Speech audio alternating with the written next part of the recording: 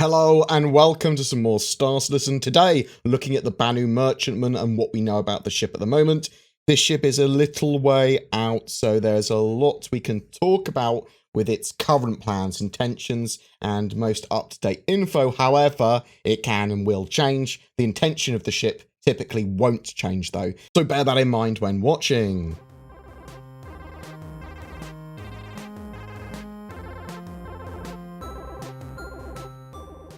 So we'll start with some of the original Banu Merchantman info, most of which should still hold true, at least with intention of the ship. The Banu Merchantman isn't just a ship, it's a home and a way of life. The Merchantman is a travelling bazaar capable of landing or docking and then inviting locals in to view its cargo holds and what they have to offer. The ship design, perfected by generations of Banu development, is intended to offer a combination of high speed and durability, while the Banu is less configurable than a Caterpillar or Starfarer. There's still plenty of room to take the ship in different directions, from black market trade to potentially a deadly Q ship. So a Q ship, in this context, would be sort of like a ship that tricks pirates into attacking it and goes, "Lol, I've got lots of guns, actually." It's a force to be reckoned with. Now, the combat capabilities of the ship, that's probably not going to be a thing, not to a high level, so bear that in mind, but we'll talk more about that in a bit. The Banu Merchantman was initially inspired by 19th century sailing ships, Yankee traders, and the like that travelled from port to port,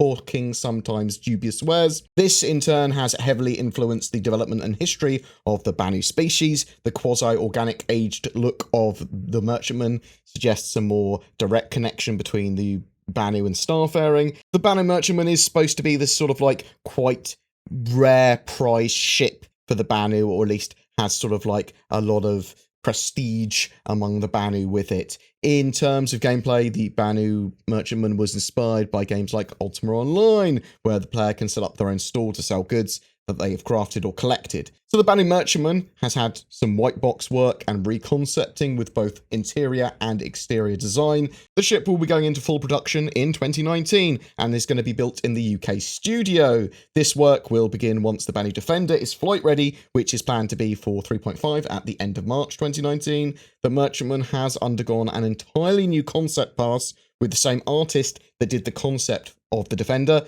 to help unify the feel of the ships. It makes sense because, you know, they're Banu ships and they're the first two Banu ships we're going to have in game. There's a feeling of being in a whale or large animal with the new designs for the Merchantman as well. It sort of effectively has a rib cage and it's very organic inspired. The ship will have very long operational range and abilities. The Merchantman will be able to land safely on at least some planets and moons. One of the major pillars of the Merchantman is being able to land with your cargo, so you aren't restricted as much as some of the other cargo type ships, which will have to have ship-to-station docking rather than landing directly on a platform or a planet. The Merchantman was $350 the last time it was in sale, which was the Expo 2948. The current loaner ship for the Merchantman is the Starfarer. One of the roles the ship was supposed to be able to do was blockade running, and it's still probably going to be the most capable cargo trade ship able to do that. However, the Merchantman is not intended to be a combat ship, so bear that in mind. It relies on escorts, like the Defender, to protect it. I mean, it certainly has some turrets, it has the ability to deter attackers, but it's not going to be used for, like, slogging it out with another ship or something of a similar size. The Banu take technology from other races and use it in their ships. They also make Banu-fied versions of items to some degree, so expect the stock equipment and weapons to be pretty good and well suited for the Merchantman's focus. The new Banu style as well seems to be going down the route of organics merged with technology, bronzy, bluey greens for materials. The Banu Defender will be the gold standard for the Banu ships, and then the Merchantman will have its style taken from that. Also, CIG said that the intention is for you to be able to hire Banu and alien crewmen at some point as well. I know lots of people were asking that in a recent video. The Merchantman is currently listed as 160 meters by 160 meters by 65 meters. It's massive curved wings, giving it a huge beam here. It's planned to have a similar footprint, as far as I'm aware, to that of the Polaris, sort of like as its main body excluding wingspan, but it's much taller the merchantman, giving it much more internal space and a lot more decks, the Polaris being 155 by 82 by 35 meters. The ship is listed currently as having a turret with 2 size 5 weapons and room for 4 size 6 weapons.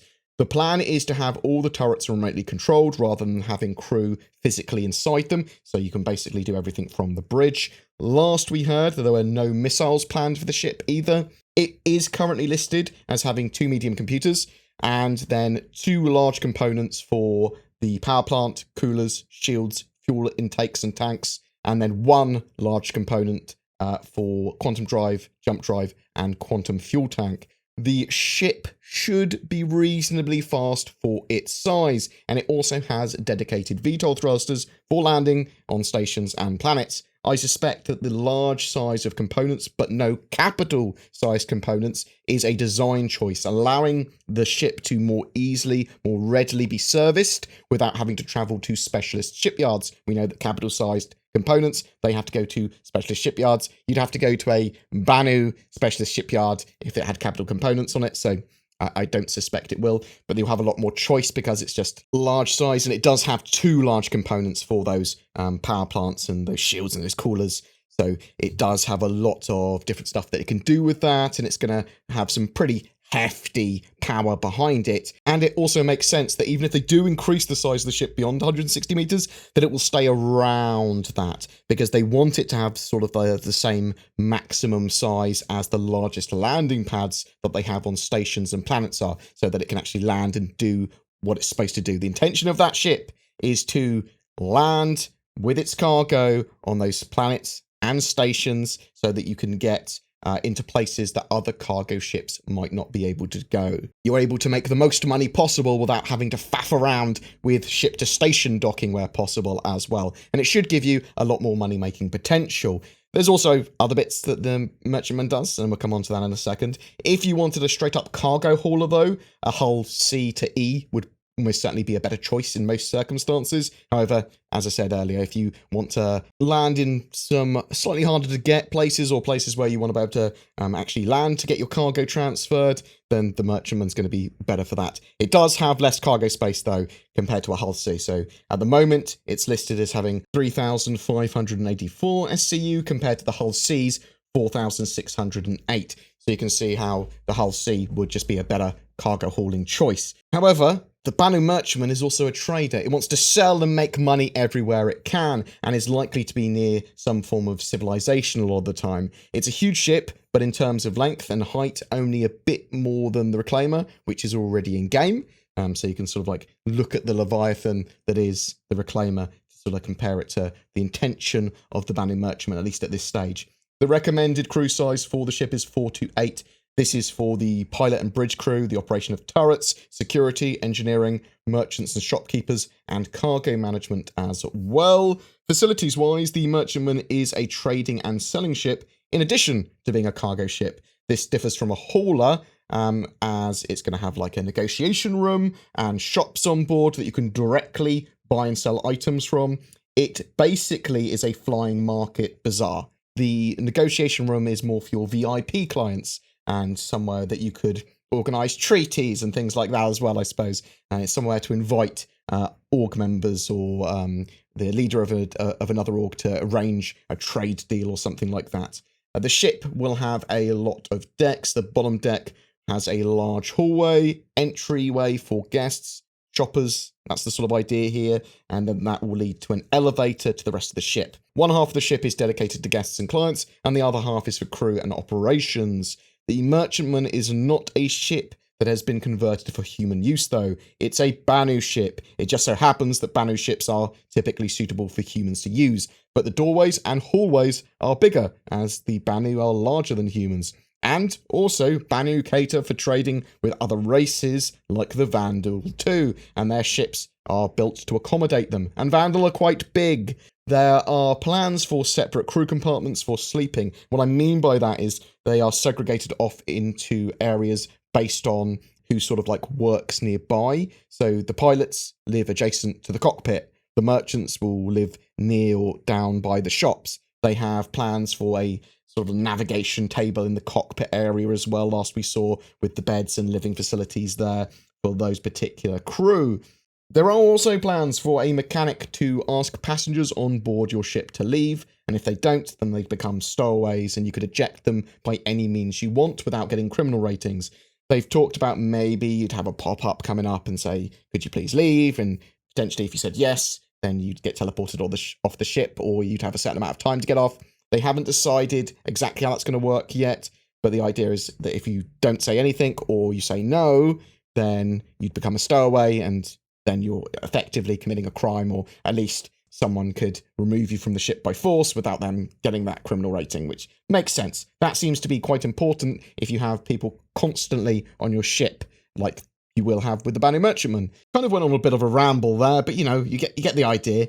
So some other rooms that have been mentioned for the Banu Merchantman are the entry and hallway elevator, sort of like combination room where the guests come into, a negotiation room, cargo bay, observation room that overlooks the cargo bay, shops, which you will be able to put different items in for sale, various crew quarters, living areas, guest quarters, cockpit, engineering.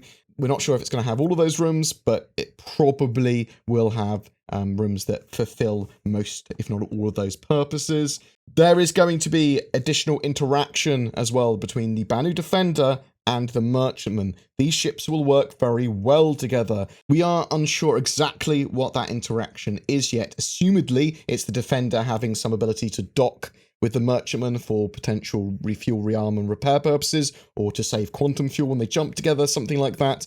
They are building out the Defender as flyable first, and then they will be locking down and confirming this gameplay. The kind of gameplay loop that's expected with the Merchantman is that you'd stock up on items and cargo that others might need, including some rarer goods or overclocked items, weapons, and then some cargo that you also want to haul at the same time. And then you travel to various stations, planets, outposts, sometimes more on the fringes of areas based on what you're selling. And then you're just trying to get customers aboard your ship to buy bits directly from your shops and then sell your cargo potentially at the same time like a hauler.